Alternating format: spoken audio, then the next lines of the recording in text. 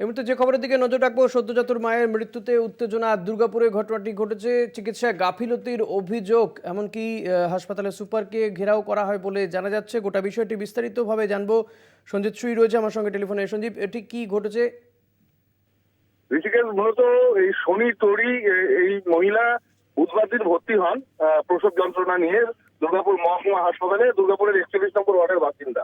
এটা ঘটনা যে গতকাল তিনি একটি কন্যা সন্তানের জন্ম দেন এবং কন্যা সন্তানের জন্ম দেওয়ার পরে পরিবারের যেটা অভিযোগ করছে পরিবার, যে কন্যা সন্তানও ঠিক ছিল এবং ওই মহিলার শারীরিক অবস্থাও ঠিক ছিল। কিন্তু কালকে রাত থেকে তাদেরকে বলা হয় শারীরিক অবনতি হচ্ছে, ব্লাড লাগবে, এরকম নানান কথা বলা হয়। ও তখন তারা যেটা বলে যে তারা অন্য জায়গায় স্থানান্তরিত করার কথা বললেও কিন্তু হাসপাতাল কর্তৃপক্ষ কর্ণপাত করেনি। তারা বলেছে এখানেই ঠিক হয়ে যাবে, অবজারভেশনে রাখতে হবে। তবে আজকে সকালে তারা যখন পরিবারের লোক আসে তখন তাকে বলা হয় যে তার অবস্থা খুব খারাপ এবং দুপুরবেলা মহিলার মৃত্যু হয়।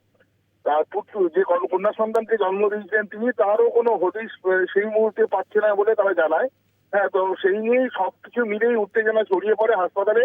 দীর্ঘক্ষণ বিক্ষোভ চলে। ঘটনাস্থলে নিউ টাউনশিপ থানার পুলিশ আছে। বিক্ষোভ এখনো চলছে, এখনো বিক্ষোভ চলছে। হাসপাতাল কর্তৃপক্ষ কি বলছে সঞ্জীব? পরিবার যখন মৃতদেহ নিতে অস্বীকার করে তখন হাসপাতাল কর্তৃপক্ষ তারা একটা মেডিকেল টিম বানান হাসপাতালের বিভিন্ন ডাক্তার এবং অন্যান্য স্টাফদের নিয়ে, এবং তারা এই বিষয়টি তদন্ত করবে। এই মুহূর্তে হাসপাতালের সুপার বিমান মন্ডল যেটা বলছেন যে এই ঘটনা তারাও তদন্ত করে দেখছেন, কিন্তু মৃতদেহ না নিয়ে গিয়ে তো লাভ নেই। মৃতদেহ তারা নিয়ে যাক, তার মৃতদেহ নিয়ে গিয়ে তারা সৎকার করুক, তার সাথে তদন্তও চলবে। সদ্যজাতর কি খোঁজ পাওয়া গেছে? আরেকবার বলো। সদ্যজাতর খোঁজ পাওয়া যাচ্ছিল না বলছিলে, তার কি খোঁজ পাওয়া গেছে?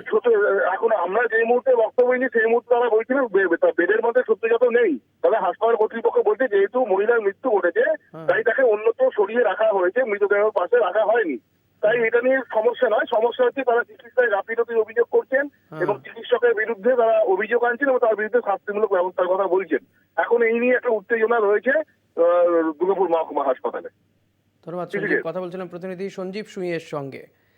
সদ্যজাত মায়ের মৃত্যুতে উত্তেজনা, দুর্গাপুর মহকুমা হাসপাতালে এই ঘটনাটি ঘটেছে। চিকিৎসায় গাফিলতির অভিযোগে হাসপাতালে কিন্তু এখনও সেখানে বিক্ষোভ চলছে। রোগীর পরিবারের লোকজন তারা বিক্ষোভ দেখাচ্ছেন, যদিও হাসপাতালের সুপার তিনি জানিয়েছেন যে তারাও অন্তর্বর্তীকালীন তারাও কিন্তু ইন্টারনাল ইনভেস্টিগেশন করছেন গোটা বিষয়টি নিয়ে। পুলিশ রয়েছে সেখানে ইতিমধ্যেই, কিন্তু এখনও সেখানে বিক্ষোভ জারি রয়েছে। মৃতদেহ নিতে চাইছেন না পরিবারের লোকজন।